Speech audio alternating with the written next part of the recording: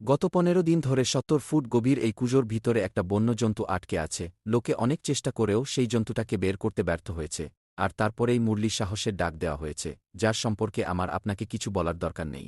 মুরলি লোকেরা সাহস পায় এবং একটি ফাঁদ প্রস্তুত করে যাতে শব্দহীন প্রাণীটি এই ফাঁদে আটকা পড়ে এবং উপরের দিকে টেনে নিয়ে যায়। প্রাণীটি খুব ভয় পেয়েছিল, তাই সে অনেক চেষ্টার পরে সেই ফাঁদ এড়াতে একটি গর্তে চলে যায়।